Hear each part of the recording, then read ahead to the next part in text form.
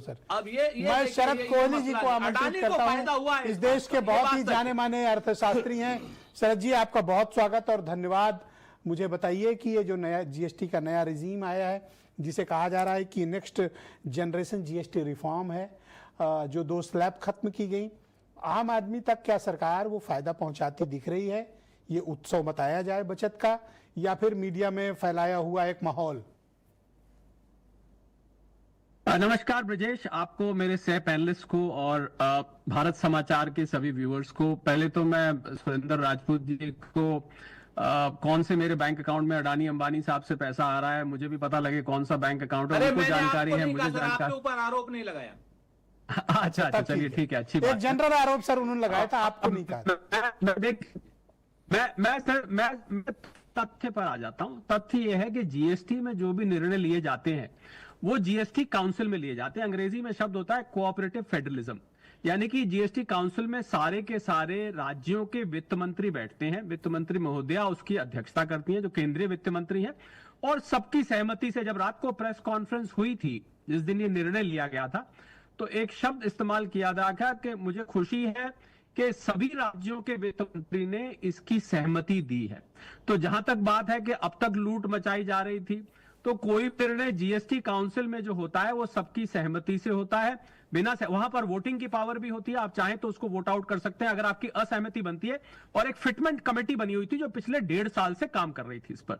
उस 1.5 साल से उस फिटमेंट कमेटी में यह विचार चल रहा था, पहली बात। दूसरी बात, जब भी कोई टैक्स लॉ में बदलाव किया जाता है, मैं 35 साल हो गए मुझे इस अर्थशास्त्र की लाइन में, जब भी बदलाव किया जाता है तो आपको जो कलेक्शन पैटर्न है उसको स्टडी किया जाता है। मेरी आवाज आ रही है ब्रजेश? जी परफेक्ट आ रही है, आप बोलते हैं। आवाज आ रही है ब्रजेश? परफेक्ट आ रही है सर, गो अहेड सर। उसको अब मैं उदाहरण दे रहा हूं इनकम टैक्स एक्ट का। 1961 में ये आया था, आज वो 64 साल का हो गया, अगले साल नया आने जा रहा है।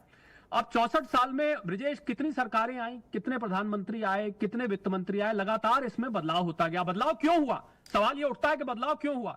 क्योंकि उस समय देश की जनता की और अर्थव्यवस्था की जरूरत थी इसमें बदलाव करना। बदलाव तो सभी पार्टियों ने किया है, कोई ये तो है नहीं एक पार्टी ने किया एक ने नहीं किया। तो अभी जीएसटी मात्र 8 साल का है, 2017 में आया था। अब सवाल ये उठता है कि लूट मचाई जा रही थी, अब तक हमसे इतने फालतू पैसे लिए जा रहे थे, आज आपको क्यों याद आया? जो सबसे बड़ा सवाल आ रहा है वो यह, मैं उस पर स्पष्टीकरण दे देता हूं। देखिए, कलेक्शन अब जाके 1,90,000 करोड़ पे पहुंची है, और मेरे पास, और मेरे ख्याल सुरेंद्र जी और बाकी भी प्रवक्ता इस बात को मानेंगे, सारे राज्यों की बैलेंस शीट है। कुछ राज्यों की माली हालत बहुत खराब है। जब जब रेट कट पे बात आती थी, शायद राजपूत साहब और बाकी लोग जो है उनको पता होगा कि जब भी रेट काटने की बात आती थी तो उस समय जिन जिन राज्यों की माली हालत खराब थी वो एतराज करते कि हमारे पास 16-17 टैक्स को मिला के आपने एक टैक्स बना दिया, सिवाय लिकर के और स्टैंप ड्यूटी के और अल्कोहल, लिकर और इलेक्ट्रिसिटी, इन 3 चीजों को पेट्रोलियम प्रोडक्ट भी सम्मिलित है सर, तो वो आज भी वैट वसूला जाता है इस देश में। पेट्रोलियम प्रोडक्ट, ये 3 चीजों को, और क्यों पेट्रोलियम प्रोडक्ट आज तक नहीं आ पाए? क्योंकि अगर हम पेट्रोलियम प्रोडक्ट्स को आज जीएसटी में ले आते तो राज्यों की माली हालत और ज्यादा खराब हो जानी थी। हालांकि मैं ये बताना चाहूंगा ब्रजेश कि 70% जीएसटी की कलेक्शन आज भी राज्यों के पास जाती है, 30% केंद्र रखता है। जो एसजीएसटी है पूरा राज्य के पास जाता है, सीजीएसटी में का भी एक हिस्सा राज्य के पास जाता है। अब जब 1,90,000 करोड़ ये कलेक्शन हुई तो उसमें स्पेंडिंग पैटर्न देखा जाता है कि किस आइटम पे आप कितना कलेक्ट कर रहे हैं। तो तब यह निर्णय लिया गया कि हम 2 रेट्स को अब हम छोड़ सकते हैं। अब 2 रेट को छोड़ेंगे तो हमारा उतना राजस्व का नुकसान नहीं होगा जितना हम पहले उम्मीद लगा के बैठे थे। अब ये जो कलेक्शन अब पहुंची है, पहले ये शुरू में इतनी नहीं थी, आपको याद होगा एक जमाने में 70-80 हजार करोड़ होती थी, फिर 1 लाख करोड़ आई। अब जब देश की अर्थव्यवस्था ने थोड़ी रफ्तार पकड़ी, ये कलेक्शन 1,90,000 करोड़ आई, तो ये निर्णय सम्राट चौधरी जी की अध्यक्षता में एक फिटमेंट कमेटी बनी हुई थी। सभी वित्त मंत्रियों की, मैं दोहरा रहा हूं इस बात को ब्रजेश, ध्यान दीजिएगा, सभी वित्त मंत्रियों की यह सहमति बनी कि हां, अब हम रेट काट सकते हैं 28% और 12% को अब हम छोड़ सकते हैं, क्योंकि ये एक रेवेन्यू न्यूट्रल फैसला होगा। 2 विषय हैं मेरे पास जो आम आदमी से जुड़े हुए हैं। तो जैसे कुछ खाद्य पदार्थ थे, कुछ जैसे दूध हो गया, दही हो गया, पराठे हो गए, कुछ और पैकेज फूड हो गया, इन सब पर किसी में 12% लगता था, किसी में 18% लगता था। तो 18 वाले में भी कुछ 5 को डाला गया और 12 खत्म करके 5 पे ले आए। क्या आपको ऐसा प्रतीत होता है कि जिस तरह सरकार ने कैंपेन चलाया है, इसका लाभ आम लोगों को मिला या ये सारा मुनाफे के तौर पर कंपनियां गड़प कर जाएंगी? मैं उस पे आ रहा हूं। बहुत जरूरी आपने बात उठाई, क्योंकि ये बात हमारे पहले जितने माननीय प्रवक्ता थे वो भी उठा रहे थे।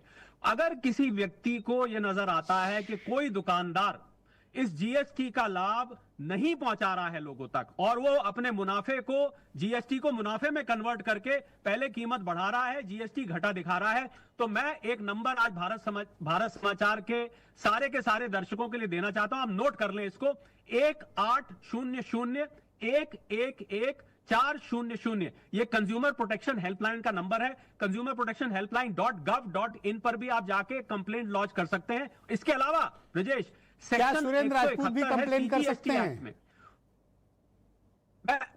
बिल्कुल। अरे सुरेंद्र राजपूत हमारे देश के माननीय सिटीजन है, क्यों नहीं कर सकते? मेरे को पूरा करने दीजिए, ये दर्शकों के काम की बात है।